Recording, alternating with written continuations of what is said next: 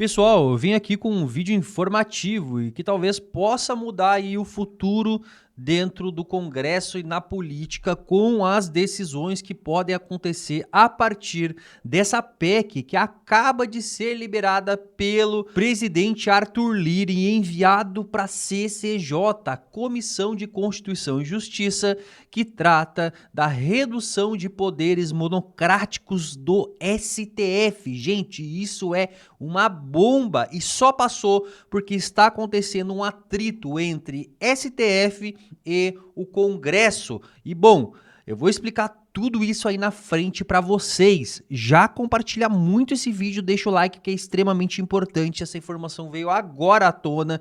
A gente vai esclarecer isso com vídeos, com importantes opiniões, mas antes disso, eu vou jogar na tela aqui para vocês o que foi a opinião de um jornalista no Estadão. Pois é, o Estadão fazendo uma reportagem e ali o jornalista ele tá falando sobre a ministra do STF, a Carmen Lúcia, que também saiu em defesa do ministro Alexandre de Moraes. Olha que análise importante que ele vai fazer. Eu queria ver advogado que tivesse contra o seu cliente a descoberta de diálogos como aqueles entre setores do Poder Judiciário. No caso, vamos considerar que o TSE, tendo poder de polícia, é a autoridade policial. Então vamos considerar o TSE o delegado nessa história. É o teu cliente, tá, advogado? Advogado que apoiou, que acha que tá tranquilo isso que o Xandão fez, Alexandre de Moraes. Eu sou o juiz, né? E há uma investigação, um inquérito contra o seu cliente. E aí eu, por meio de um auxiliar meu, de um juiz, peço para o delegado preparar um relatório. Eu subsidio esse relatório. Eu mando elementos para esse relatório, eu digo como ele quer, como eu quero que ele seja feito, depois quando ele volta para mim, eu até edito, não tá bom, reclamo, quer que eu faça? Sou juiz, né? Eu mando, portanto, peço para o delegado produzir um relatório para a autoridade policial, para o poder, para quem tem poder de polícia, produzir um relatório que conterá a minha visão de mundo, portanto, já uma posição pré-determinada, uma decisão tomada. Mas eu peço para você, por fora, tá? Por fora, via WhatsApp, para você preparar esse relatório, que será mandado para o juiz, né, que o encomendou ao delegado, vai mandar um relatório que parece autônomo, que não foi pautado, para esquentar, substanciar a decisão que já estava tomada pelo juiz. Advogado, se fosse teu cliente nesse lugar, hein, ministro Dino? E aí, essas excelências não são confrontadas com essas questões. Então ficam lá. A ministra Carmen Lúcia, presidente do Tribunal Superior Eleitoral, saiu ontem em defesa de Alexandre de Moraes. Devo dizer aqui que é bastante justo, correto que ela o faça. Tá certo. Na verdade, devo dizer que o que ela está fazendo ao defender Alexandre de Moraes é se defender, porque ela participou decisivamente da gestão autoritária de Alexandre de Moraes no TSE, como poder de polícia. Dentro dessa linha ainda dos vazamentos de áudios e mensagens, a Folha publicou mais uma que dá a entender que Moraes utilizou o órgão do TSE para coletar informações sobre pedreiro da sua obra. Cara, isso até me lembrou filmes, né? Ele simplesmente usava poderes que tem à sua disposição para poder investigar ao seu interesse. Vários dos filmes acontece isso. E, sério, isso é até meio assustador. É o que a Folha está dizendo aí com as mensagens e áudios que estão sendo vazados. Bom, pessoal, agora a gente tem uma informação extremamente importante. Pablo Marçal, ele realmente entrou no radar do Ministério Público. E isso eu vou deixar para informar para vocês logo após esse vídeo da sabatina de hoje, em que Pablo Marçal, mais uma vez, olha, deu uma jantada na jornalista que de alguma forma tentou ali, né, questionar o Pablo por estar aí acusando de certa forma o Guilherme Boulos por comer muito açúcar. Candidato, no primeiro debate à Prefeitura de São Paulo, o senhor se referiu ao candidato Guilherme Boulos como comedor de açúcar. Depois o senhor falou que ele é aspirador de pó e ele conseguiu uma liminar da justiça, sem apresentar nenhuma prova, absolutamente nenhuma prova. E depois ele conseguiu uma liminar da justiça fazendo com que o senhor suspendesse esses vídeos da rede social e deixasse com que ele publicasse um direito de resposta. Não só o senhor não fez isso, como dobrou a aposta, publicou novos vídeos. Veio uma segunda decisão judicial, dessa vez do Tribunal Regional Eleitoral. O senhor já tirou esses vídeos da sua página? Não, e qual que é a lógica? Faz ele o exame toxicológico. Por que não pede o exame toxicológico? Não, o ponto é que o senhor não vai cumprir uma decisão judicial? A gente está dentro já do tem prazo. Duas. Isso, vai cumprir, mas o povo já sabe que é o aspirador de pó. Quem conhece São Paulo em todas as biqueiras, a pessoa que defende o uso de drogas, defende que mais pessoas vá para a Cracolândia, defende Nicolás Maduro, defende Daniel Ortega na Nicarágua, ele defende o Foro de São Paulo. As famílias decentes dessa cidade não concordam. Agora, vou ter que sacrificar alguma coisa para provar para você. Inclusive, estou em posse do documento, não precisa ficar ansioso. Mas o senhor tem essas provas? Claro, eu vou mostrar na hora certa, não precisa ter ansiedade. Mas por que o senhor não mostrou? Porque é uma acusação muito grave, o senhor não pode fazer de uma forma leviana. Mas o que os candidatos fazem nos debates é fazer exatamente isso que você falou. Como que eu vou falar agora se o povo esquece em uma semana? Calma que eu estou aqui, você não precisa ficar apavorado. O senhor está dizendo, então, que o senhor tem provas disso? Vou mostrar, calma. Ele é o candidato medalha de ouro, foi o que mais foi preso. E em todos os candidatos à Prefeitura de São Paulo, ele é medalha de ouro, já tem 3 pódios. Esse cara, eu entrei aqui para te falar, Bolo, você nunca na sua vida vai ser prefeito de São Paulo. Se esse é seu sonho, você vai pegar, vai mudar para outra cidade de gente que acredita na sua ladainha, nas suas mentiras, e aí você vira prefeito lá. Enquanto eu estiver aqui, se tiver um xerife nessa cidade, que é o Pablo Marçal, você nunca pisa aqui. Você não vai ser prefeito aqui. Pois é, pessoal, o Pablo Marçal, ele tá realmente dobrando a aposta e indo para cima, porque, conforme palavras dele, ele tem provas. Porém, o Ministério Público Eleitoral, então, acaba de determinar uma abertura de inquérito contra ele por disseminação de fake news. Olha só, gente, o que será que isso aí vai dar? Agora, Pablo Marçal, então, estaria disseminando fake news? Mas será mesmo? Bom, a gente precisa ver essas provas do Pablo. Quando será que ele vai realmente mostrar? Acontece é que isso aí tá viralizando de uma forma absurda e a gente não viu ainda o Boulos realmente fazer uma defesa assim, que a gente ficasse convencido de que tudo aquilo que o Pablo fala é mentira, pelo menos na minha opinião. Eu preciso saber da de vocês, então comenta aqui embaixo. Agora, falando um pouco de Venezuela, a Maria Corina deve ser indicada ao Prêmio Nobel da Paz justamente por sua garra e luta pela liberdade na Venezuela. Atención, otra noticia del momento. María Corina Machado será nominada al Premio Nobel de Paz. Un selecto grupo de académicos será el encargado de la postulación de la líder opositora venezolana reconocida en el mundo por buscar la libertad de su país. El anuncio oficial se realizará mañana en Miami. Agora, pessoal, eu vou trazer aqui a palavra de 2 pastores e um deles me decepcionou muito, mas outro é uma fala muito forte do pastor Malafaia, que eu sinceramente confesso para vocês que eu vi rapidamente, mas eu já percebi que ele subiu o tom de uma maneira extremamente, assim, fervorosa contra o que aconteceu hoje e, olha, é muito sério, gente. Povo abençoado do Brasil, eu vou fazer aqui uma denúncia exclusiva para vocês entenderem e verem a maldade e injustiça do ditador da toga Alexandre de Moraes. A denúncia é exclusiva, os fatos não. Eu vou fazer toda uma construção para você entender, para ninguém dizer que eu estou caluniando e difamando o eminente ministro Alexandre de Moraes. Então, vamos aos fatos até eu chegar na denúncia exclusiva. Em 2018, o deputado do PT, Vadida Mus, declarou em alto bom som: tem que fechar o STF. No mesmo ano, depois que a segunda turma do STF liberou o chefão do PT, José Dirceu, da cadeia, porque ele pegou mais de 30 anos de cadeia por roubalheira, ele disse em alto e bom som: tem que tirar todos os poderes do STF e o judiciário não pode ser considerado um poder da República. Sabe o que aconteceu com esses dois? Nada. Não teve uma intimação para eles darem explicações das falas por ninguém do STF. Agora, pasmem. Alexandre de Moraes chegou no STF em 2017. Ele estava lá e não falou nada e também não fez nada. Agora, escute isso. Depois, Alexandre de Moraes se torna o todo-poderoso presidindo inquéritos imorais e ilegais. E aí, ele manda prender o jornalista Oswaldo Eustáquio por tentativa de golpe contra o Estado Democrático de Direito, ações antidemocráticas. Escute, Oswaldo Eustáquio fez menos do que Damus e do que José Dirceu. Alexandre de Moraes viu que não aconteceu nada com eles, para vocês verem o nível da maldade e da perversidade desse ditador. Ele mandou prender o Eustáquio e na prisão o Eustáquio sofre um acidente e fica paralítico.